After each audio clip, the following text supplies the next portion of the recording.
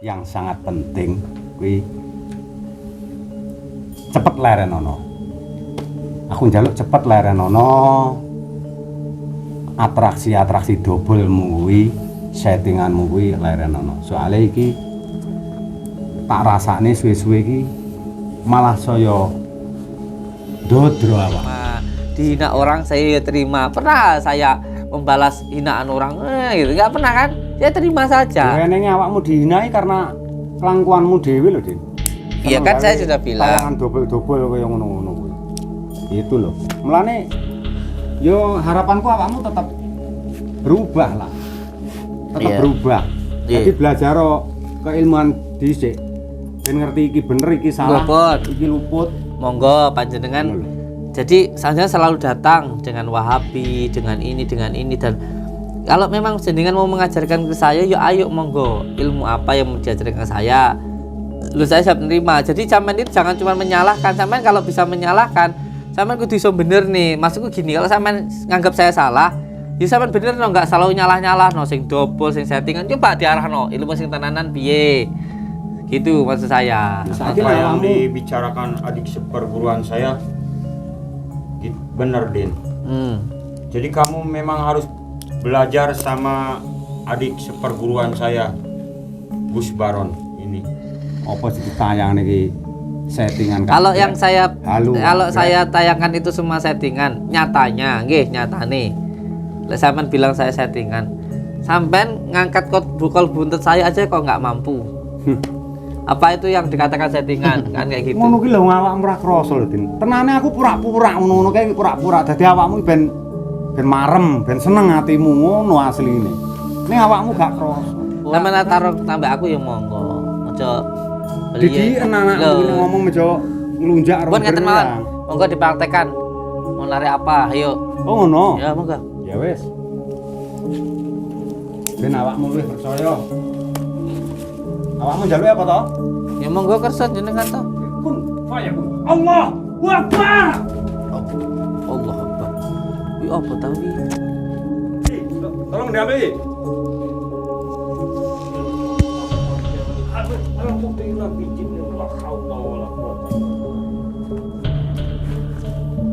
Ini, Din, keris pusaka Singo Barong dari Gunung Lawu.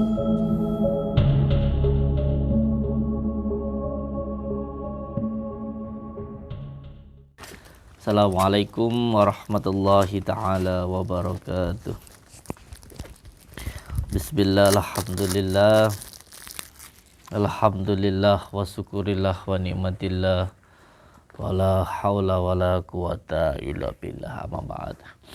Saudara-saudaraku semuanya, selama kita bersabar dan selama kita kuat untuk terus bersabar dan selalu bersabar, di situ nanti kita akan mendapatkan sebuah ketenangan, sebuah kebahagiaan dan sebuah kemuliaan. Sampai tahu bagaimana saya menghadapi kehidupan ini yang penuh dengan ujian dan juga cacian. Tapi selama kita bisa bersabar dan terus bersabar, pada akhirnya nanti kita akan menemukan sebuah ketenangan, sebuah kebahagiaan, dan juga sebuah kemuliaan. Maka saya mengingatkan untuk diri saya sendiri dan untuk panjenengan semuanya, teruslah bersabar di jalan Allah. Jangan sampai tinggalkan sholat, jangan sampai kita melakukan maksiat. Maka nanti kita akan mendapatkan kemuliaan dari Allah Subhanahu wa ta'ala. Amin ya rabbal alamin. Kenapa? Karena kalau kita pengen hidup kita ditata oleh Allah, tentu kita harus benar-benar melakukan apa yang Allah perintahkan. Allahumma shalli ala Muhammad. Bisa sabar ya teh ya. sabar itu bukan hanya tidak mengeluh, tetapi sabar itu bisa senang, karena kesabaran itu hanya didapatkan dari keikhlasan. Orang yang ikhlas itu bagaimana? Orang yang ikhlas itu lepas, jadi tidak ada rasa kecewa, sakit hati, susah dan lain sebagainya. Karena ketika muncul sebuah keikhlasan, maka muncullah yang namanya kasih dan sayang atau mahabbah. Saya tanya ke jenengan, kalau punya istri, punya anak, kalau sampai itu benar-benar mahabbah, susahnya seperti apa ketika bekerja? Apakah itu menjadi sebuah beban? Kalau orang benar-benar cinta, nggak ada. Malah ada muncul sebuah rasa bangga, bahagia. Kenapa bahagia? Karena bisa membahagiakan orang yang bersama kita, orang yang kita sayangi. Jadi kesabaran itu hanya didapatkan ketika kita itu ikhlas, dan keikhlasan itu bisa kita dapatkan karena kita itu mahabbah.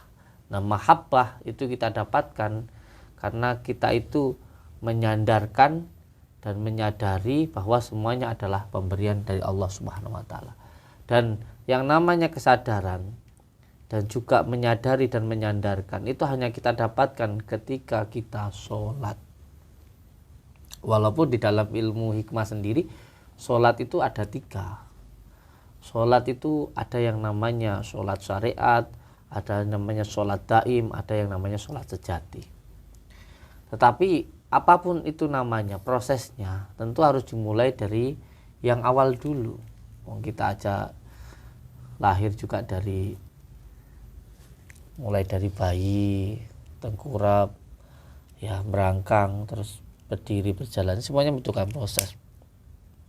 Nah, sembahyang sendiri kan sebenarnya menyembahkan sesuatu, sembahyang, menyembahkan. Lalu apa yang kita persembahkan? Yang kita persembahkan untuk dunia itu apa? Manfaat kita itu apa? Manfaat kita itu adalah ketika kita itu mau berkorban, atau bahasa kasarnya mau untuk dimanfaatkan. Kamu kalau benar-benar mengatakan cinta, ya kamu harus benar-benar siap untuk dimanfaatkan, harus siap untuk berkorban. Bagaimana ketika baginda Rasulullah menyampaikan umati, beliau sebelum meninggal dunia pun yang dipanggil adalah umati. Lalu bagaimana proses kehidupan baginda Rasulullah? Setiap harinya ya benar-benar berjuang, berkorban, bahkan tidak mementingkan kepentingan sendiri kecuali untuk umatnya. Itu kalau benar-benar cinta. Jadi cinta itu bukannya kita itu mengharap, tapi kita itu memberi. Cinta itu bukan meminta, cinta itu memberi. Jadi salah kalau kamu berpikir selalu kamu nggak ngerti sama saya, kamu nggak sayang sama saya, kamu nggak hormat sama saya, kamu kok nggak takdim sama saya. Itu keliru, sangat-sangat salah. Jadi kalau ada orang yang minta dihormati, berarti orang itu sebenarnya tidak terhormat. Karena ketika seseorang ingin dihormati, berarti dia itu tidak terhormat. Kalau orang merasa dirinya mulia, berarti aslinya dia itu hina. Jika ada orang merasa dirinya itu alim, berarti dia itu bodoh. Tapi insya Allah kebalikannya. Ketika kita itu benar-benar merasa rendah sampai orang tidak bisa merendahkan diri kita, berarti insya Allah kita itu dimuliakan oleh Allah Subhanahu wa taala. Karena apa? Karena kemuliaan itu hanya ketika kita bersandar kepada Allah Subhanahu wa taala. Kemuliaan itu hanya kita dapatkan ketika kita benar-benar menjalankan perintah Allah. Jika kita melakukan maksiat, pada hakikatnya sebenarnya diri kita itu merendahkan diri kita sendiri. Bukan merendahkan siapapun dan merugikan siapapun. Ya tentu seperti yang disampaikan oleh Mbah Yai Idam ya. Beliau menyampaikan bahwa sholat itu menjadi penentu apakah diri kita itu mulia atau hina di dunia ini, bahkan sampai nanti di akhirat. Karena sholat itu menjadi jalan ruhaniyah kita, menjadi penentu hati kita, menjadi penentu kalau dalam ilmu hikmah itu adalah Nur Muhammad kita. Tersambung tidaknya dengan Allah, tersambung tidaknya dengan baginda Rasulullah, itu tergantung dari sholat kita. Karena sholat itu inna sholati wa nusuki wa mahyaya wa mamati lillahi rabbil alamin. Jadi hidup itu sebenarnya namanya sholat itu berdiri. Berdiri itu dalam arti dalam ilmu hikmah itu adalah menyaksikan. Jadi di dalam hidup ini kita hanya disuruh menyaksikan apa yang Allah ciptakan. Bukan diri kita itu disuruh baperan, bukan lihat orang kaya, lihat wanita cantik, lihat begitu terus kita itu kepengen. Ya kepengen itu boleh, tapi jangan sampai keinginan kita itu menghancurkan diri kita. Tapi keinginan itu menjadi penyemangat. Ya caranya bagaimana? Kalau emang suka ya tanyain orang tuanya, dinikahi kan begitu. Nah, keinginan itu memang namanya nafsu supiyah seperti itu. Tapi yang perlu diingat bahwa kita diciptakan oleh Allah di dunia ini sebenarnya hanya untuk menyaksikan. Jadi asyhadu alla ilaha illallah, nyaksani ingsun ora ana pangeran kecuali hanya Allah, dan wa asyhadu anna Muhammadar Rasulullah, nyaksani ingsun bahwa Nabi Muhammad itu adalah utusan. Kita itu hanya suruh menyaksikan. Jangan baperan gitu loh, jangan baperan. Karena sebenarnya diri kita di sini ini hanya disuruh untuk menyaksikan apa yang Allah ciptakan, melihat kekuasaan Allah. Melihat lautan, melihat gunung, melihat bahkan kita melihat orang dengan apa ya? Kita ini mempunyai wadak atau tubuh yang berjenis makhluk seperti manusia ini, yang namanya manusia ini. Ini prosesnya luar biasa. Bahkan ada sebuah penelitian di Amerika yang mengatakan bahwa tubuh manusia itu aliran darahnya itu 30 kilo perjalanan manusia. Jadi 30 kilo kamu jalan itu seperti aliran darah kita ini. Loh, begitu Allah mengatur ke otak, ke mata, ke kaki, ke saraf, kemana itu alat kecil-kecil itu aliran darahnya itu. Terus segitu rumitnya Allah menciptakan manusia itu. Bahkan ketika kamu diinfus atau kamu itu dibius, semua organ tubuh itu nggak berjalan. Anehnya jantung itu tetap berdetak. Tanpa ada sesuatu hal yang mengatur di situ. Yang mengatur hanya siapa? Hanya Allah. Nah, kecuali kalau Allah berkehendak innalillahi kamu mati, baru itu mati. Tapi kalau Allah masih berkehendak itu, kamu akan tetap hidup. Jadi kamu itu sudah benar-benar istimewa gitu loh. Lalu kenapa kamu itu harus heran dengan yang lain-lainnya? Sedangkan Allah itu sudah memberikan keistimewaan yang luar biasa. Jadi kita itu harus benar-benar bersyukur dan bangga menjadi manusia itu yang mempunyai akal, hati, dan juga pikiran yang sangat luar biasa di situ. Dan sebenarnya kalau dalam ilmu hikmah itu kalau kamu tahu tentang rahasia dirimu sendiri, kamu itu akan mengetahui rahasia alam semesta. Tentu hal yang seperti ini sudah pernah saya jabarkan di pertemuan kita sebelumnya, bahwa yang paling penting sebenarnya adalah diri kita itu masuk ke dalam diri kita sendiri. Semua masalah yang menimpa diri kita itu sebenarnya karena perbuatan kita sendiri. Jadi jangan pernah mencari solusi keluar dari tubuh kita, mencari solusi di luar, jangan pernah seperti itu. Karena yang bisa menyelesaikan masalah kita adalah diri kita sendiri. Karena memang diri kita sendiri yang membuat masalah itu. Seperti itu, jangan pernah menyalahkan orang lain dengan sesuatu hal yang terjadi dalam hidup saya sendiri. Ketika mengalami ini, pasti malam itu saya coba untuk bermuhasabah diri. Oh, saya gini karena kemarin saya begitu. Saya begini karena dulu itu begitu. Jadi memang seperti itu. Prosesnya seperti itu. Tapi memang saya tidak pernah menyesal dengan masa lalu. Itu saya. Saya malah bersyukur saya bisa menjalani, bisa bahasa kasarnya mengatasi masalah yang dulu saya hadapi. Itu prinsip saya. Saya tidak pernah menyesali masa lalu. Saya malah bisa bersyukur bisa melewati masa-masa itu. Dan saya sangat bersyukur dengan hari ini dan bersemangat untuk hari yang akan datang. Itu prinsip saya. Jadi untuk panjenengan semuanya, ada masalah apapun di dalam keluarga, di dalam usaha, di dalam hidup, jangan pernah kita itu fokus di luar dari diri kita. Demi Allah, fokus saja ke dalam dirimu. Kamu semakin merendah, kamu semakin tawadu, kamu semakin taat, kamu semakin baik ke orang tua kamu, ke istri kamu, ke anak-anak kamu, kamu akan benar-benar menjadi orang. Dan kamu demi Allah akan mulia. Dunia yang akan mengejar kamu, bukan kamu yang harus mengejar. Kamu kayak kerja apa aja itu, alah, uang itu datang. Sama dengan kamu naruh air minum aja, orang pada datang minta air minum itu. Kamu naruh apapun itu, karena yang menggerakkan kan gini nih, kita jualan kayak gini nih, ya kita jualan gini tok. Tapi yang menggerakkan hati orang-orang untuk membeli ini loh siapa? Dan ini nanti proses awalnya pasti akan dipertemukan dengan saudara batin kita ini. Tanda-tandanya kita akan bertemu dengan saudara batin kita ini, kita bisa mengendalikan, karena kita itu bisa menggunakan kalau kita itu sudah bisa mengendalikan. Nah, kita itu bisa mengendalikan kalau kita itu sudah mengalahkan. Jadi kalau kamu itu punya kuda, punya sapi, kamu itu bisa menggunakan mereka karena mereka itu sudah kamu kalahkan. Mbok pecuti, ya, mbok getaki, mbok kaploki gitu. Dengan apa? Ya, contoh kalau lawamah, bagaimana cara menekan saudara batin kita? Ya dengan puasa. Dengan puasa itu, contoh dengan supiyah bagaimana? Ya dengan diam. Makanya ada sholat daim. Sholat daim itu sholat yang diam. Diam itu bukan berarti kalau kamu itu dikaploki orang diam, tidak. Diam itu kamu masuk ke dalam dirimu sendiri. Jadi setiap kejadian itu terjadi, pasti itu untuk menjadikan, bukan untuk menghancurkan. Makanya dibutuhkan kesabaran. Kayaknya besi dipukul berkali-kali gitu loh. Itu harus ikhlas dulu. Sampai akhirnya jangan buru-buru dulu kamu dipukuli, kamu nggak terima dan sebagainya. Nanti dulu.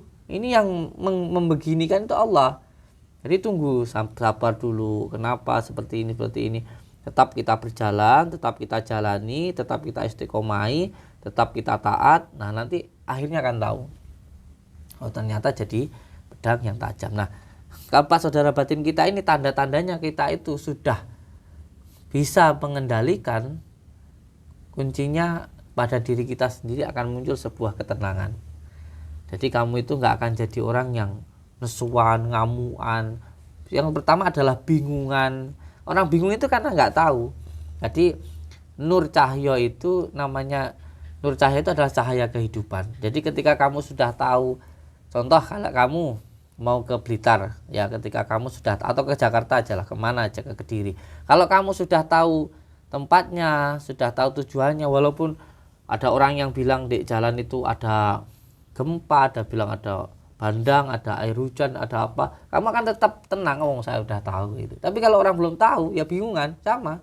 Kalau orang belum tahu tentang jati dirinya, belum tahu tentang Tuhannya, ada masalah sedikit itu sudah, wah, udah bingung lah kayak gitu. Ada masalah sedikit sudah kubuan itulah.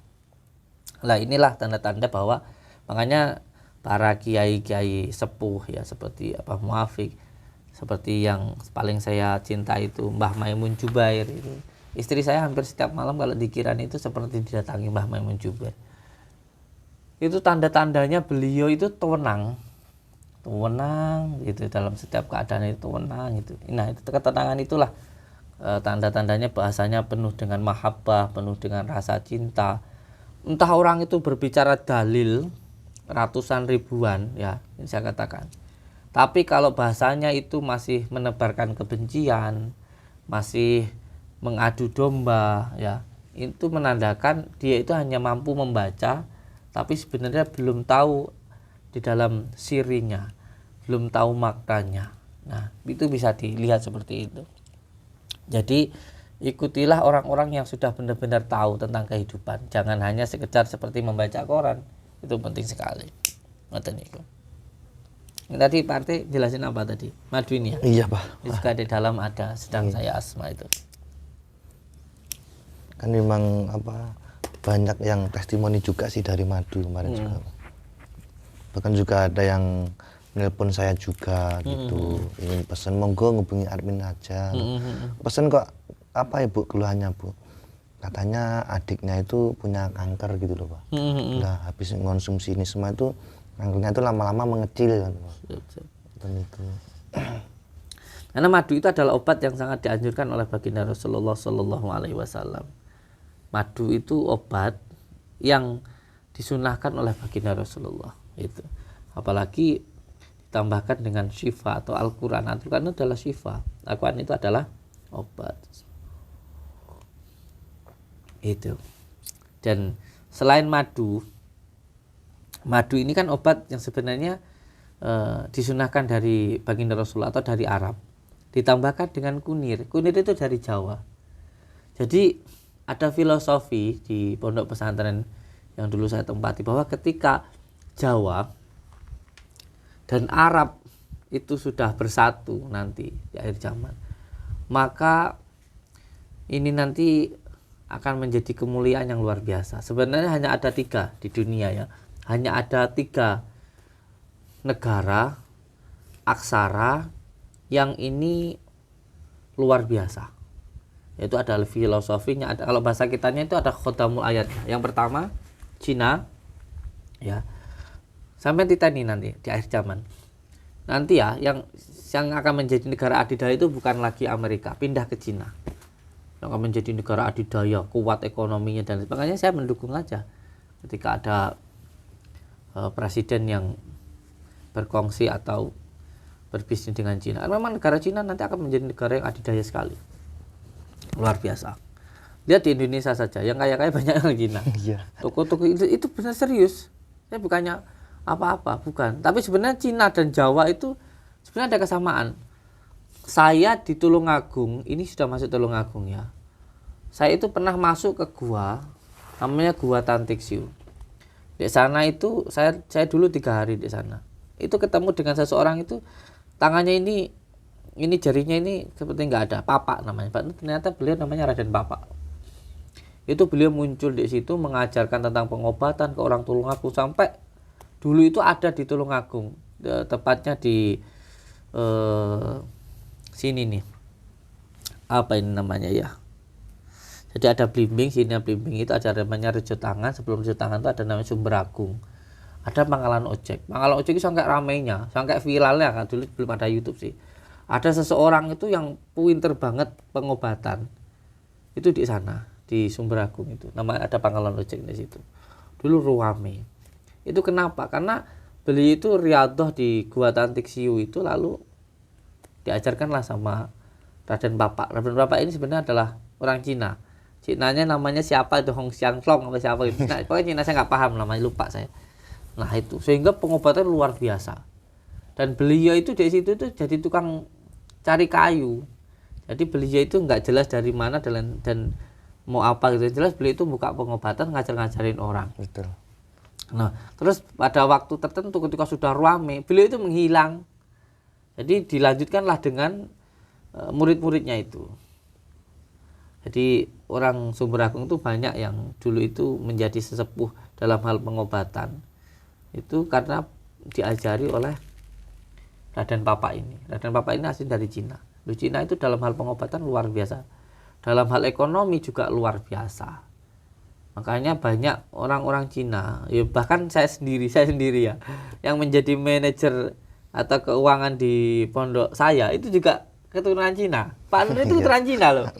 Loh, saya kepakom orang tuanya Cina. Beliau aslinya Cina, orang Cina. Makanya ya tegas, ya judes, ya disiplin. Uang itu dia nggak mau. Pasti uang itu nggak. Jadi padahal rekening semua tak tanggungkan ke beliau. Tapi uang itu nggak pernah beliau mau ngambil sendiri, itu nggak. Namanya nah, mau bayar sesuatu atau dilewatkan 3 orang dulu. Wah, saya itu jangan masya Allah 3 orang. Jadi saya kalau mamanya beli sesuatu nggak mau, Pak Nur beli sendiri itu nggak mau. Jadi dia itu nyuruh imam nyuruh Sopyan. Jadi uang itu harus lewat 3 orang gitu loh. Dan dia itu nggak mau uang tunai. Jadi Pak Nur itu nggak mau uang tunai. Jadi kalau semuanya ngambil uang, mamanya dia Mas Imam mau ngasih uang ke rekening itu dia nggak mau. Jadi harus lewat rekening. Jadi bisa dilihat di rekening. Pengambilan uang pun juga nggak boleh ketika ada orang ngasih tunai. Terus itu langsung dibelikan itu nggak boleh sama Pak Nur. Jadi harus masuk, jadi keluar masuknya itu harus ada pembukuan. Pembukuan itu yang enak lewat apa? Lewat bank. Jadi aku itu jangan benar-benar aneh. Jadi pernah ya kayak ada namanya orang datang nih ngasih sedekah 10 juta. Saya itu butuh, ya kan? Ya namanya saya biasa orang Jawa tau. Lah apa? Jaluk. Kalau kamu kayak gitu Gus, nggak usah pakai saya. Lu tenanan. Sampean itu uang dari situ biarkan masuk bank dulu. Nah dari bank itu sampean mau ngambil monggo. Tapi pengambilan itu pun harus lewat 3 orang gitu loh. Nah itu orang Cina itu Allahu Akbar. Rumit. Sampai istri saya aja rumit kok. Masalah keuangan. Lu pernah saya diomeli, minta uang aja kok harus begini loh. Ternyata gitu loh. Luar biasa. Saya pernah juga waktu di Malang ada orang rukyah rumah ngasih sedekah. Saya kan butuh toh. Daripada ngambil ke bank kan ya uang yang itu aja tak pakai toh. Loh itu loh nggak boleh. Malah saya tuh disuruh pinjem dulu coba Adalah saya bahayanya loh. Karena apa? Kedisiplinannya itu luar biasa. Uang 100 rupiah itu kalau saya beli sesuatu mahal dikit itu diomeli. Beli HP kalau di tadi. Kalau beli di istri nggak boleh. Ini beli itu harus jelas keperuntukannya apa. Terus kalau beli di mana itu jelas ngeri makanya. Cina itu luar biasa. Jadi di negara di dunia itu hanya ada 3 sebenarnya. Cina. Yang kedua sebenarnya adalah Jawa. Jawa guys. Wong Jawa itu setiap huruf hono corokone itu ada khodamul ayatnya loh. Hati-hati. Loh sumpah, saya itu pernah rada edan pernah waktu pembersihan di Tulungagung. Pulang itu rada ngebleng kepala saya tidur di pelataran. Itu apa? Pakai hono coroko dibalik. Saya masuk ke situ itu loh sampai saya itu mau di situ mau ngapain lo bingung. Semua asma yang saya punya lupa bayang nongkon. Lali kabeh. Mau Al-Fatihah lo kleru Masa kowe sumpah demi Allah wi. Saya ndek Tulungagung. Arep mau Al-Fatihah lo kleru. Itu loh ngerinya ilmu Jawa itu. Kamu kalau belum tahu Jawa sembarangan iso gawe wong edan kan Bisa malik utek kok. Ono cara kok diwale itu. Loh itulah akhirnya saya harus apa? Harus tapang gantung saya itu. Jadi tapang gantung itu sebenarnya kayak sujud gitu. Itu sebenarnya untuk kayak asma waringin sungsang. Waringin sungsang itu hanya bisa dikalahkan dengan orang yang pernah tapa gantung. Bahasa sekarang ya sujud gitu aja lah. Kalau nggak gitu sulit kamu. Senanan itu. Jadi nah waringin sungsang itu pun juga di atasnya itu ada lagi keilmuan yang di atasnya itu. Jadi lampah lumpuh. Jadi lampah lumpuh itu sebenarnya dia tidak bergerak apa-apa, saudara batin yang bergerak itu orang yang benar-benar kabumian, diam. Jadi sudah enggak pengen membalas. Biarkan hasbunallah wa ni'mal wakil, ni'mal maula wa ni'mal nasir. Itu hanya biarkanlah Allah saja yang membalas. Hanya orang yang sabar yang bisa mengamalkan asma lampah lumpuh. Jadi ilmu Jawa itu semuanya itu sambungannya sebenarnya ya ke Arab itu ya ke Jawa, Jawa itu ya ke Cina. Gitu. Makanya saya pengobatan dengan madu ini dari Arab. Terus kalau kunir ini, lu sapa wong Jawa sing gak kenal kunir? Aku pengen roh. Sapa wong Jawa sing gak kenal? Wong akeh layar percot sing digoleki kunir kok. Iya. Apalagi di kayak zaman sekarang ini ya, makanan-makanan banyak yang diawetkan apa ya, kayak botol-botolan, kayak apa itulah. Mimi itu kan semuanya awet-awetan. Nah, obat yang dari makanan, obatnya yang dari makanan juga. Di mana penyakit itu di situ, obatnya dari situ. Contoh penyakit yang dari makanan, obatnya dari makanan. Makanan itu dari dalam tanah. Yang dari dalam tanah itu apa? Kalau kamu sakit perut, cari yang dalam tanah. Contoh kunir dalam tanah. Lebih ekstrim lagi, mohon maaf saya katakan cacing. Ya, cacing. Loh, ini kok tenanan. Ini orang Jawa loh ya, orang Jawa. Jadi kabumian, apa sing mlebu ning wetengmu ya goleke tombol sing ning jerone lemah. Kalau orang sakit apapun yang emah itu nanti bisa naik ke sini pusing nih, migrain, jadi halusinasi, mudah marah, nggak bisa tidur. Itu obatnya goleke sing jero lemah. Nah, pertama yang dalam tanah itu kunir. Nah, kunir lebih mantep lagi, kunir campurno cacing. Gitu Tapi saya pernah menyerahkan ini dimarahi sama kiai, saya pernah guys, sama kiai saya dimarahi karena itu katanya haram. Ya memang haram, tapi untuk pengobatan sebenarnya enggak ya. Kalau masih bisa kunir ya kunir lah. Tapi saya memang sering pengobatan itu Dan namanya untuk obat ya, dikatakan trik nggak masalah. Sering pakai cacing, tak bakar, tak campur no kunyit, tak minum no kayak gitu. Tapi kadang orangnya ya ndak tak kasih tahu, wong wis parah aku ngombe muntah, malah rasi tahu maring weh. Itu kayak gitu itu. Nah, kalau untuk pengobatan yang di dada itu bagian tentang angin, dodo iki mesti gara-gara angin. Ki obate ya sing angin-angin. Apa sing angin-angin? Klopo, banyu degan iki lho. Makanya ada orang yang kayak apa ya, kayak semuanya kena penyakit angin duduk dan lain itu carikan degan kasih garam gitu loh, diombek ini mari. Dan sampai delok sapi lek kena penyakit karena kayak degan itu mari. Memang keracunan kayak degan itu mari. Makanya saya itu ngobatin kebanyakan. Pasti saya itu kalau ada orang datang ya minta didoakan, itu mesti enek degan, kunir, madu. Nah, itu. Yang keempat itu rahasia ya. Karena ini ilmu dari Cina, yang salah satunya bekam itu juga dari Cina dan juga dari Arab. Aku buntur mengeluarkan darah. Tapi kali ini jarang dipraktekkan sebab ini ada kekhususan di situ. Ada ilmu-ilmu yang seperti meditasi atau ketenangan yang bersifat itu juga dari Cina. Makanya ada hadisnya baginda Rasulullah begini. Carilah ilmu sampai ke negeri Cina. Loh, nyapa coba? Kok nggak ngomong neng Amerika gitu. Coba di Cina itu ada ilmu yang namanya meditasi. Meditasi itu sebenarnya kalau kita di dalam Islam ini wakaf atau kita itu berdiam diri, meneng. Berdiam diri sampai kita itu mengenal tentang jati diri kita. Itu ilmu meditasi itu. Kuncinya harus tenang. Bab meditasi ini insya Allah suatu saat akan kita paparkan lah itu. Yang penting sekarang kita itu sholawatan gitu, sholawatan. Mumpung di sini juga saya buka ini dulu, sama saya bencinya luar biasa guys ini dulu. Iya ini dulu demo saya ini, dobrak di drop kalau kata Gus Idam ya, pernah di drop ya. Alhamdulillah ya bisa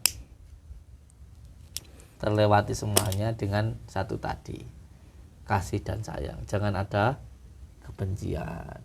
Jangan ada kebencian di dalam hati. Ingat, ketika kamu baik, kamu akan dikumpulkan dengan orang-orang yang baik. Tapi ketika kamu itu jelek, kamu nipu, kamu nanti akan ditemukan dengan orang yang akan nipu kamu. Kamu suka menghina orang, kamu akan ditemukan orang yang suka menghina. Itu tidak pasti itu. Hati-hati kamu. Yang baik akan dikumpulkan dengan orang yang baik. Yang buruk akan dikumpulkan dengan orang yang buruk. Sekarang terserah kamu. Itu bahkan jodoh pun juga begitu. Sekarang kalau kamu pengen jadi orang baik ya berusaha dari dirimu sendiri. Enggak usah ngarepin orang lain baik. Loh, kamu itu loh. Ini ada seorang kiai yang ditanya waktu dia di Amerika. Di Amerika ada itu enggak apa namanya itu? Wanita nakal enggak ada gitu. Terus ada orang yang jelek ke Arab. Oh, di Arab banyak orang nakal. Ya karena memang yang baik akan dipertemukan dengan yang baik, yang buruk akan dipertemukan dengan orang yang buruk. Maka tergantung hatimu sendiri, nggak usah mikirin orang. Itu loh. Itu Allahumma shalli ala Muhammad. Allahumma shalli ala Muhammad ya Rabbi shalli alaihi wasallim. Allahumma sholli ala Muhammad ya Rabbi sholli alaihi wasallim.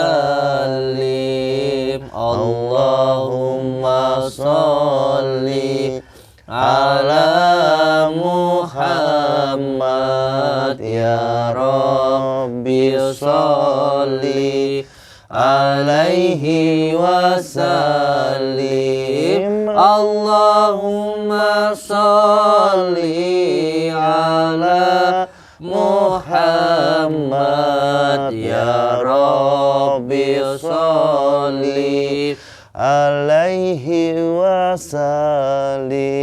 Allahumma sholli ala Muhammad ya Rabbi sholli alaihi wasallim. Allahumma sholli ala Muhammad ya Rabbi sholli alaihi wasallim. Al-Fatihah.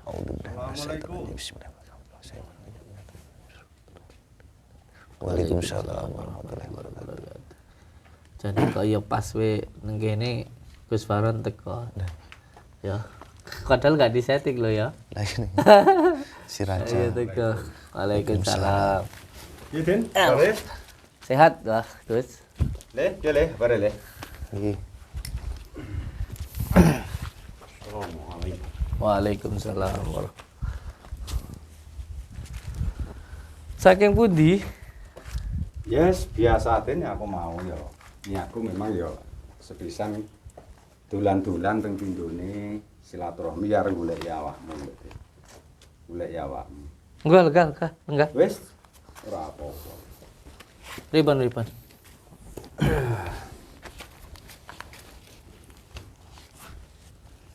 Astagfirullah. Ngene Den. Ya sepisan nek golek awakmu ki mau. Sing baku ya pengen roh keselamatanmu, sak anak-anakmu, sak santri-santrimu kabeh. Ya ping pindhone sing baku banget yang sangat penting kuwi cepet lerenono. Aku njaluk cepet lerenono atraksi-atraksi dobelmu kuwi, settinganmu kuwi lerenono. Soale iki tak rasane suwe-suwe iki malah saya ndodro awakmu iki. Sehingga nama baik spiritual iki wis jan bener-bener ancur sak hancur-hancure. Mergo sangka polahmu iki. Mergo sangka polahmu. Nah iki mau kebeneran aku rene iki mau iki anak sing melu iki. Dulurku seperguruan iki. Kenalno iki.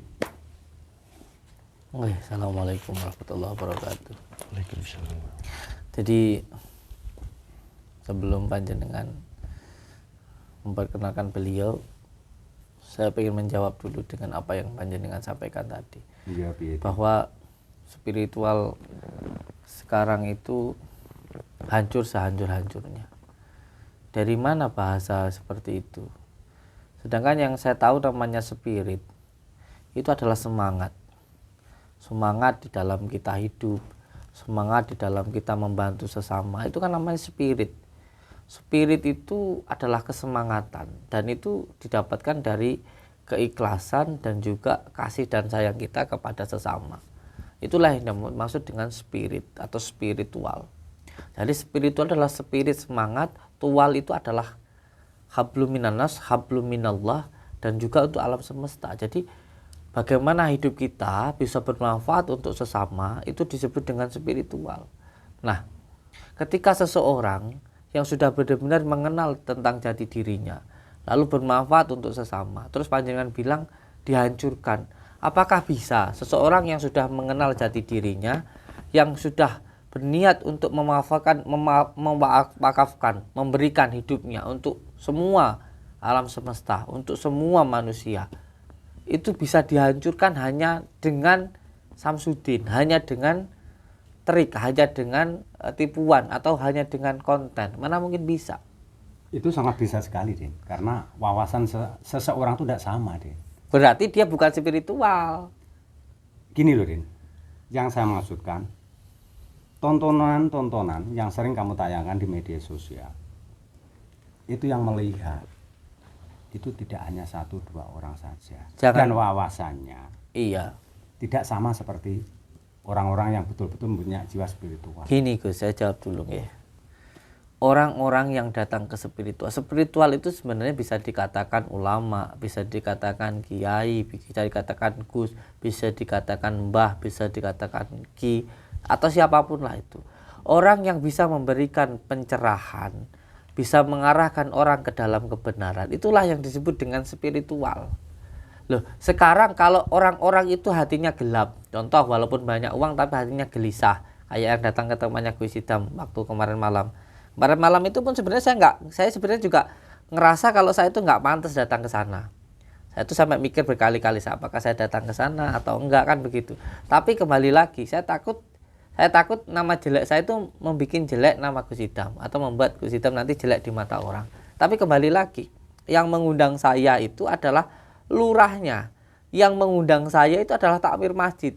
Jadi saya menghormati Gus Idamnya dan juga saya menghormati takmir masjidnya. Namanya orang diundang itu ya pengen menyenangkan, bukan masalah apa-apa. Saya juga nggak pengen apa-apa begitu. Saya pun di sana juga taatib. Jadi gini, ketika ada seseorang yang hatinya gelap, ya kan, terus sesuatu kegelapan itu kan membutuhkan pencerahan, ya kan. Kayak contoh orang dari mana tadi malam, dari Kalimantan datang ke tempat Gus Idam, hanya sampai dilihat KTP-nya ada. Mereka hanya pengen kayak diarahkan hidupnya, karena punya mobil yang berapa? 3 katanya yo. Punya mobil, punya toko, punya karyawan, tapi hatinya nggak tenang. Loh, itu kan orang-orang yang seperti itu datang ke tempat saat ini yang gelap, datang ke tempat yang terang, ya kan, untuk minta pencerahan.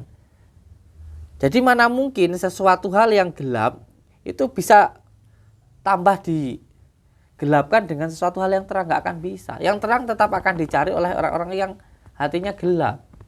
Jadi kalau walaupun toh semuanya sampean bilang, ya orang-orang itu kan nggak tahu dimanapun kegelapan itu Allah akan selalu mengarahkan ke dalam yang terang. Tinggal bagaimana orangnya saja, Gus.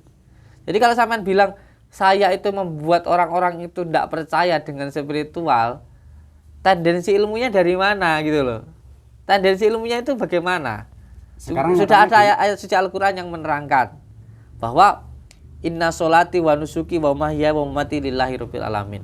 Asyhadu alla ilaha illallah, asyhadu anna Muhammadar Rasulullah. Baginda Rasulullah itu kan penerang. Walaupun dikatakan penipu, pembohong, tukang sihir, tetap beliau membawa sampai sekarang cahayanya tetap ada.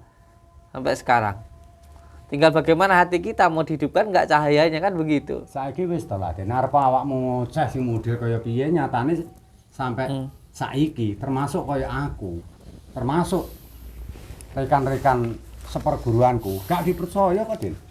Gak dipercaya kok. Gini, awet.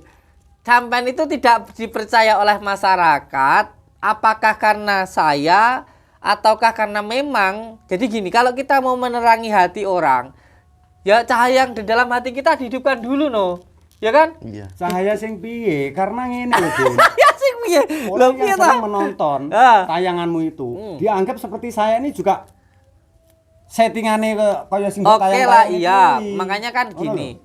Makanya kan gini, kebenaran itu tidak butuh pembenaran. Karena apa? Ketika sesuatu hal yang benar itu pasti akan memberikan sebuah jalan kebenaran, jalan ketenangan, jalan kebaikan kepada siapapun orang. Yang pada akhirnya kebaikan itu pasti seperti gula yang akan mendatangkan semut, gitu loh. Pasti kebenaran itu akan tetap benar dan akan tetap dicari oleh banyak orang. Karena kebenaran itu sebenarnya hakikatnya adalah diri kita, yang sebenarnya benar-benar dari Allah Subhanahu wa taala. Jadi kalau kita mau berbohong kan hati kita berasa ya oh saya ngebohongin orang, hati saya nggak bisa dibohongi karena kita sejatinya adalah benar. Itu loh.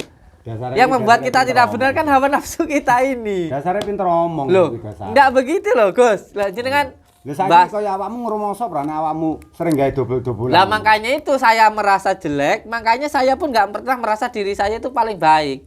Contoh jenengan datangi ya saya terima, dihina orang saya ya terima. Pernah saya membalas hinaan orang gitu, nggak pernah kan? Saya terima saja. Ya nenge awakmu dihinai karena kelangkuanmu dhewe lho, Din. Iya kan saya sudah bilang. Tayangan dobel-dobel kaya ngono-ngono kuwi. Itu loh. Mulane yo harapanku awakmu tetap berubah lah. Tetap Iya. berubah. Iya. Jadi belajar keilmuan dhisik. Ben ngerti iki bener, iki salah, Luput. iki luput. Monggo panjenengan. Ngono lho. Jadi saya selalu datang dengan Wahabi, dengan ini dan kalau memang jenengan mau mengajarkan ke saya, ya ayo monggo. Ilmu apa yang mau diajarkan ke saya? Lu saya siap menerima. Jadi zaman itu jangan cuma menyalahkan. Sampean kalau bisa menyalahkan, sampean kudu iso bener nih. Maksudku gini, kalau sampean nganggap saya salah, Ya sampean bener no, enggak selalu nyalah-nyalah no sing double sing settingan. Coba diarahno ilmu sing tenanan piye. Gitu maksud saya. Saiki Apa yang awakmu dibicarakan adik seperguruan saya bener, Din. Jadi kamu memang harus belajar sama adik seperguruan saya, Gus Baron ini. ini lho, Din. Dadi nek awakmu arep belajar babagan agama, babagan ilmu agama, belajar kitab iki belajar karo yai iki. Nek babagan ilmu kanuragan iki belajare nang Kiai sinten jenengan asmine? Asline. Namanya siapa? Kiai siapa? Jengene Kiai Japar. Oh. Apa Yai Ja'far? Oh, nggih, kula Samsudin. Yai Ja'far. Jadi belajar masalah agama iki karo iki. Iki kakangku seperguruan, Den. Kalau ini siapanya ini? Ini murid Oh, saya. muridnya. Gitu. Iya, Jadi iya. awakmu iki ben ngerti apa sing mbok tindakne saben dina iki bener, iki salah, iki luput, iki ora. Iki nyesatne umat, iki ora, ben ngerti awakmu. Iki ben dina kek lungguhmu ning guwa kaya ngene. Jale. Ki olehmu apa ning kene selama berhari-hari bahkan berbulan-bulan ku olehmu apa? Kok termasuk kok santrimu iki mbok jahit terus kene. Akhire melu dobol kabeh, ulang-ulangan dobol ya melu dobol. Ngono kuwi, Den. Saya kan nggak punya ilmu, tapi sekali-kali saya pengen coba tarung sama beliau itu loh. Beliau, Gimana? beliau sendiri juga tidak punya kemampuan. Gimana? Sekali-kali Lah awakmu arep nantang tarung karo aku ki apa sing mbok pikir tenan? Apa mbok bonceni tenan awakmu? Lho saiki aku nanya karo sampean kabeh, termasuk sak anakmu barang iki. Selama awakmu manggon ning guwa kene, olehmu apa tak teko? Nek babagan keilmuan apa olehmu? kan tadi saya sudah bilang gua itu mengisyaratkan mensanepkan diri kita itu dalam kandungan. Jadi di dalam gua itu pada hakikatnya adalah mencari sebuah ketenangan. Kan kula pun matur. Jadi semua masalah itu ada dalam diri kita sendiri. Di dalam gua itu bagaimana kita masuk ke dalam diri kita sendiri. Ketika kita di dalam perut ibu contohnya ya Allah semua yang mencukupi. Bahkan kita di dalam air ketuban yang kata orang itu kita hidup itu harus dengan kita pun juga hidupnya sudah dari pusat. Ya kan? Walaupun dalam air kita tetap hidup. Kuasa Allah luar biasa. Seperti itu. Jadi di gua itu bukan ini dan itu bukan kalau saya. Kalau saya itu memang mencari sebuah ketenangan. Ngoten niku wae. Ya arep piye jenenge bolak-balik jenenge Samsudin. Wis kenal wong pirang-pirang nek kabeh apa ditayang niki settingan kabeh. Kalau yang saya kabeh. saya tayangkan itu semua settingan, nyatanya nggih nyatane. Lek sampean bilang saya settingan, sampean ngangkat kol buntut saya aja kok nggak mampu. Apa itu yang dikatakan settingan kan kayak gitu. Ngono ki lho awakmu ora krasa lho, Din. Tenane aku pura-pura ngono-ngono kae pura-pura dadi awakmu ben marem, ben seneng atimu ngono asline. Ning awakmu gak krasa. Tapi dulu yang waktu muncul merah delima terus mental-mental itu dulu siapa ya? Lah ya kaya yang tak omong kuwi mau, maksudku aku ki ngetes awakmu lho. Ngerti purane aku ki asline pura-pura, etok-etok mental ngono kuwi. Ya kalau jenengan bisa menarik ya jenengan tarik dari sini aja. Oh. Nanti biar saya yang bawa, Benar. biar saya yang rawat. Nah, saiki jajal. Iki aku yo ngetes awakmu nyiras pantes ngetes Loh, sing wong dia yang itu kok mau ngetes kita. Sama itu ngomong apa? Jenengan jangan memutar balikan fakta. Kan lungguhan ning guwa berbulan-bulan ngene iki lho. Kan kita nggak cari ilmu. Kalau cari ilmu ngene orang ngene Gus Idam ngono, ilmune genah. Lah kita ini cuman mencari ketenangan kaya ta. Iya. Kita itu berbagi ke sesama untuk lebih bersemangat dalam hidup, lebih tenang, lebih senang dan lebih tentram, bukan mencari ilmu. Jadi saya itu selalu mengajarkan yuk kita yang tenang, ojo baperan, ojo nesu. Itu saja saya itu. Kalau mau cari ilmu ke Gus Idam sana, beliau ilmu-ilmu semuanya bisa. Jenengan itu pinter bersilat lidah nggih, Mbah nggih. Iya. Wong disuruh ngembalikan kok muter kemana-mana. Ora muter lho. Kalau memang jenengan itu apa senang dengan itu memberikan khasiat di diri Anda, ngomong jujur aja gitu loh. Jangan kita itu jangan Aku ora menjadi muter-muter, Le. kaum munafikun gitu loh. Sing jelas aku ki nek memang gelem barang-barang Ini ngono tak kuwi. masukkan di TikTok ya guys ya. Aku Jadi tinggal narik Gus ngono wae. Baron datang ke sini. iya. Tinggal Saya narik bilang wae. kalau mau cari ilmu datanglah ke Gus Idam. Kalau saya itu di sini cuma mencari ketenangan. Saya sama Pak Rete. Beliau itu datang berdua marah-marah. Itu sama santrinya juga. Gitu loh. Ngeten loh Gus. Kita itu di sini cuma mencari sebuah ketenangan, hanya mencari sebuah ketentraman. Ojo baperan, ojo nesuan, sing solawatan. Itu kalau mau cari ilmu ke Gus Idam sana.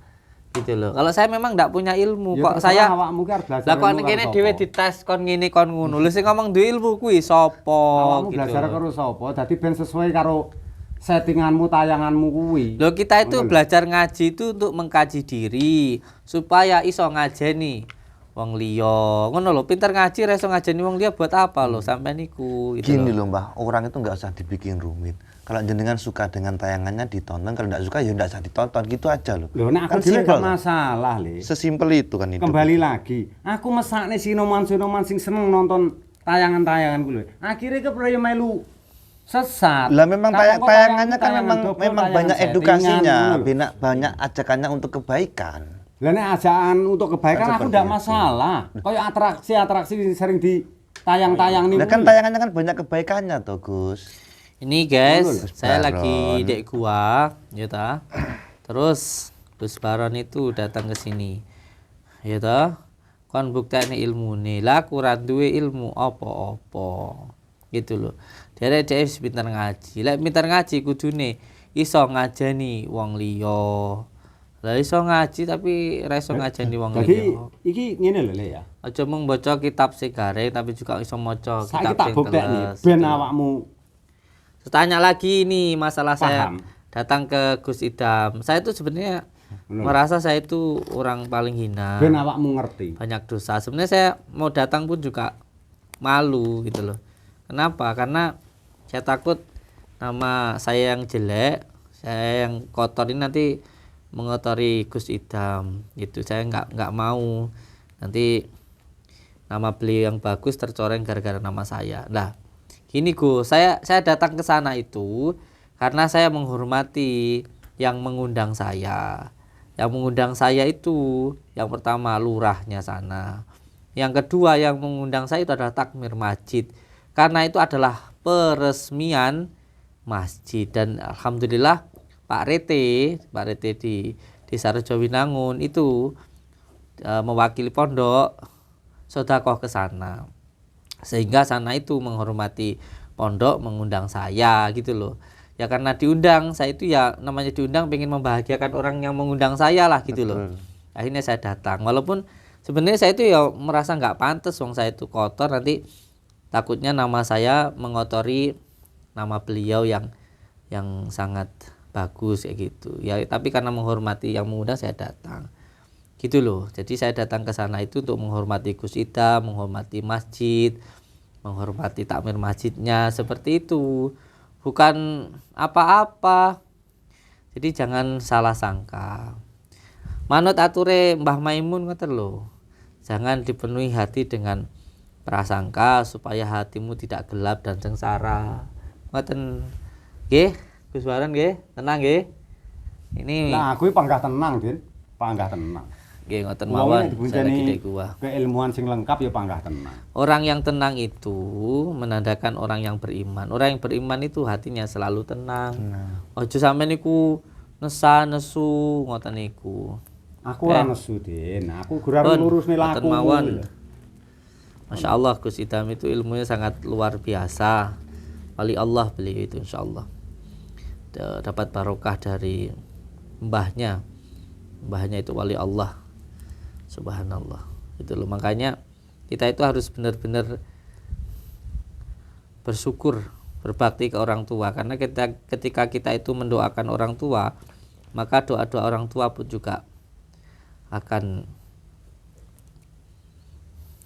sampai kepada kita. Doa-doa orang tua itu akan sampai ke kita kalau kita itu mendoakan orang tua. Seperti itu. Jadi jangan dikira ketika kita ke makam itu kita minta kepada yang sudah meninggal. Banyak orang yang salah paham kayak Salah gitu. paham gitu.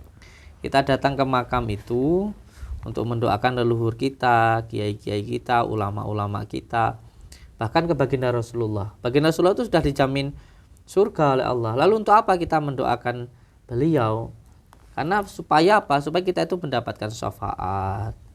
Makanya donga dinungan niku penting. Doa dari leluhur kita, doa dari wali-wali Allah, bahkan doa dari orang tua itu akan sampai ke kita ketika kita mendoakan mereka. Pun monggo sampean ikut pengajiannya Gus Idam. Gus Idam itu wali Allah. Monggo datang ke sana. Ngoten, nggih. Pun matur suwun. Assalamualaikum warahmatullahi wabarakatuh. Waalaikumsalam warahmatullahi. Lah saiki sesuai karo sing tak mone mau Den. Awakmu ben ngerti dadi koyok baron metuki awakmu. Iku mung dianggap tong kosong berbunyi nyari. Bener-bener baron dibekali ilmu sing mumpuni. Wush, luar biasa. Ya suatu contoh. Saiki lho kanan kirimu iki Den karo awakmu le. Iki lho tenane ne kaya sing tak moni ku mau. Lek aku ki gelem pusaka ki merutuk kabeh lho le. Merutuk kabeh pusaka ini aku gelem ngono. Benar apa yang dikatakan adik seperguruan saya Gus Baron ini. Itu. Lah mulane awakmu ben luwih percaya. Coba tak buka indra keenammu ben roh eneng apa wae ning kene. Sanggup apa piye? Iki lho pusaka ora karen mbane ning kene iki. Nggak perlu. Ngono lho. Nggih, monggo kersa. Itu sampai namanya Yai siapa? Japar. Saya ucapkan terima kasih karena panjenengan sudah mau datang ke sini. Alhamdulillah. Terus sekarang mau apa datang ke sini? Harusnya apa? Apa yang dikatakan adik seperguruan saya? Baiknya Din kamu berguru sama adik perguruan saya ini. Karena beliau ilmunya lebih tinggi daripada kamu. Mana belajar sik den belajar terus nang pondok munggo ben diurusi yai iki, ben dikelola karo yai iki, awakmu belajar sik ilmune. Benar. Oh, maksudnya jenengan ingin menguasai pondok. Ini nanti masalah pondok biar dikelola sama yai ini. Sudah ada yang mengelola. Itu. Jenengan enggak punya pondok toh? Oh, kalau saya padepokan gede le, Oh, padepokan. santrian juga banyak. Akeh le, akeh. Ya lebih baik jenengan mengurusi apa? Ya kalau itu tetap padepokan jenengan cuma sendiri aja. kedatanganku mrene ya tak baleni meneh le. Dadi rungokno nek wong tuwek ngomong ki rungokno. Gur pengen benerne lakune Samsudin iki lho. Ngono lho, soalnya selama iki aku termasuk kanca-kanca kabeh sing duwe gelar spiritual kuwi jan gak dipercaya, hancur-cur, Hancur. ajur sak ajur-ajure. Ya mungkin karena nggak dipercaya, mungkin tidak punya kemampuan mungkin. Lho. Nek kuwi jenenge ya padha karo ngremehne le. Bukan meremehkan. Maksudku kenapa kok apa nggak ada yang mau percaya jenengan Saiki mungkin. nek awakmu ora percaya Gitu masalah loh, maksud kemampuanku. Saiki ora sah aku lah. Ben yai iki lah sing buktekne. Kaya sing tak ucapkan tadi bahwa di dalam gua ini dipenuhi dengan pusaka. Pasar kono. Sampeyan taruh tambah aku ya monggo. Aja beli. Didi anak-anakmu ini ngomong mejo nglunjak karo Pun ngeten mawon. berenang. Monggo dipraktekan. Mau narik apa? Ayo. Oh ngono. Ya monggo. Ya wis. Ben awakmu luwih percaya. Awakmu njaluk apa to? Ya monggo kersa jenengan to. Iki tak deloki Allahumma sholli ala sing aurane bagus, Muhammad wa ala gur jenis pusaka Simo Barong ya. Muhammad wa ala. Iki tak tarekne saka Gunung Lawu ya. Muhammad. Allah. Oh. Bismillahirrahmanirrahim. Inna kota kota jabarul mutakwir kun fayakun. Allahu Akbar. Oh. Allah Akbar. Wi apa ta wi? La dala la dala. Antek. Lihat bah, apinya bah. Apinya bah. Apine delok wi? Apinya. Apine lho, delok kok kaya ngono wi. Apinya. Allahu Akbar. Allah Akbar. Ngatek. Iso model kaya ngono sak pine. Wah. Model kaya ngono. Sawangan kae opo kae? Endi lho? Kae lho sawangan ketok apa ora kae? Ora iki. Masya Allah.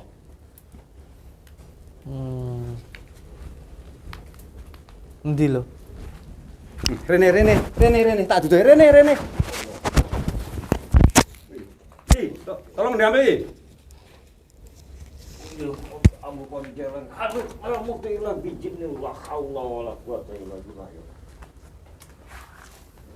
Ini Din, keris pusaka Singobarong. Singobarong, jenenge dari Gunung Lawu. Ini Yai, kuserahan karo panjenengan. Piye? Sik sanksi karo kemampuane aku.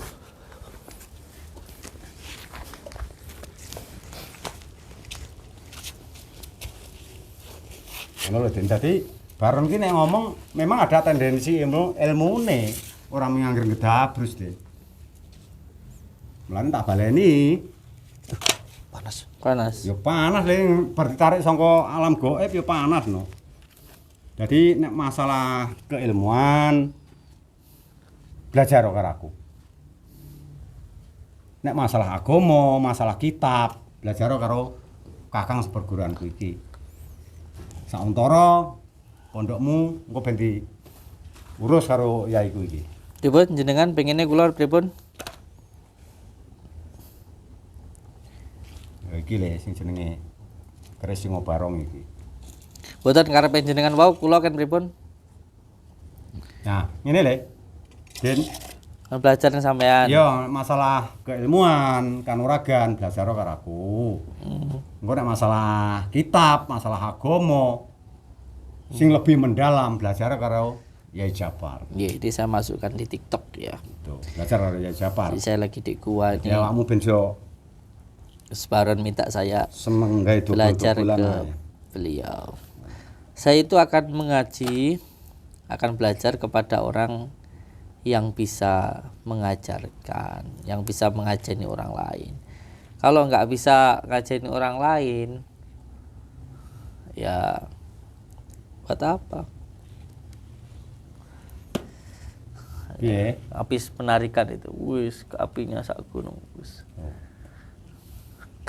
Jadi Baron ki ngomong ki ora kok angger ngomong sih. Memang Kalau memang panjenengan itu dari hatinya sudah keluar cahayanya, pasti banyak akan orang yang mencari. Betul. Kalau mau memberikan panjenengan mau menerangi jalan orang lain, ya hidupkan dululah nur yang ada di dalam hati jenengan, kan kayak gitu. Hatinya aja masih penuh kebencian kok mengajarkan orang. aku ki ora benci, Dit. Ora benci. Karo awakmu ki aku ki ora benci, aku ki sayang. Sing aku benci ki cak-cakanmu wae. Selebihnya enggak enek unsur ngono-ngono ki Baron ki. Ngono lho. Jadi ya dipikir, Den. Dipikir. Terus tak jaluk leren lah, lek menggawe settingan-settingan iki leren. Belajar dhisik karo aku tentang keilmuan, masalah agama, masalah kitab, belajar karo Yai Jafar. Nggih, kalau dari saya sih, menurut saya Mbah, namanya orang kan ketika kita kasih saran ke orang itu kan nggak ada salahnya nggih. Saya menyarankan jenengan, mending jenengan bersemedi di sana sambil wirid, Allah, tarik napas, Allah dikeluarkan. Itu insya Allah nanti jenengan mengerti jati diri jenengan. Lek kuwi kerjaan aku ngono kuwi lho, Le. Ngono kuwi kerjaan aku, Le. Nggih. Jadi tak kira ya wis jelas lah. Lek ku ngomong mulai zaman semono semene. Lek ku golek Samsudin intine ya kuwi tujuanku. Aku ora benci enggak. Aku ora benci. Aku guru benci cak-cakane wae. Hanya meluruskan jalane Samsudin sing lagek lali. Ngono lho, Dit. Rungokno, Dit. Dan jenengan nggak ada bosan-bosan nggak ya Mbah? Wah. Wong aku iki berjuang demi kebaikan lho, Le. Makanya ketika Abah di gua jenengan tuh selalu datang, Abah di hutan datang, di Kalau pondok untuk juga kebaikan ki aku datang. gak bosen, Le.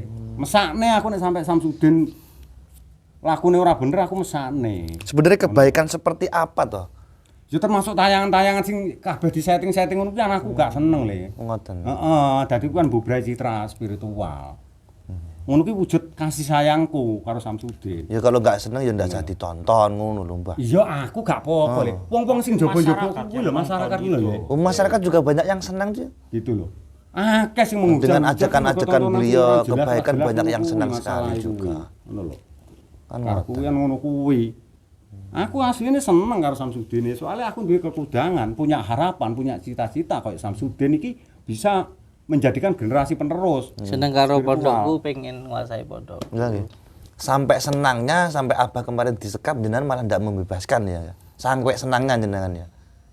Ora, awakmu salah tompo le, nek kuwi salah tompo. Masalahnya apa? Ya karena aku tahu sebenarnya siapa toh itu yang diikat. Itu saya tahu, makanya aku diam aja. Oh, ngoten. Masalahnya apa? Oh, nek sampai tak tulungi, aku kisinan le.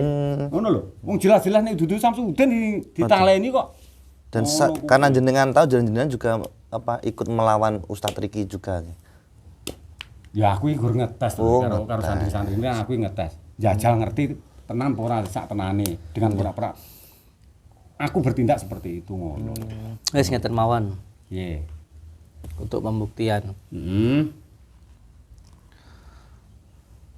daripada kita tiap hari berdebat. Kalau memang nanti saya kalah, saya akan menyerahkan pondok saya atau channel YouTube saya panjenengan. Kita tarung di atas puncak gunung bukit, gimana? Aman sama saya. Karena Siap. saya juga membaca komentar dari banyak komentar dari subscriber lover saya kalau panjenengan itu bersekutu dengan Wahabi dan ya juga yang mengatakan kalau saya itu seperti tidak berani kan kayak gitu ya. Kita buktikan aja kapan kita tarung. Aku manut le. Manut kapan ditentokne? Ning ndi gone? Siap. Tak tunggu. Tak tunggu ora apa-apa. Ngiras pantes aku ngwehi Ngoten mawon. pelajaran. Heeh, ya wis ngono ya. Saya tak masuk dalam. Ya wis. Aku pamit, Den ya. Pamit le ya. Kristen jenengan bawa aja. Di mana lo mau taruh? Kristen jenengan bawa aja Ya, mah. wis, gak apa-apa. Jangan yang narik. Bawa aja, Bawa aja. Bawa aja. Kan jenengan yang narik. Ngerti darah kene kan awakmu. Wis golek nggon sing jembar sian. Nggih, monggo. Ya wis. Lihat nih ada apinya Mas Yan. Di atasnya itu. Oke. Monggo, Yai. Assalamualaikum warahmatullahi wabarakatuh. Daripada berdebat lama-lama, nanti kapan-kapan kita ajak tarung aja beliau. Kapan beliau siapnya, saya juga siap. Oke.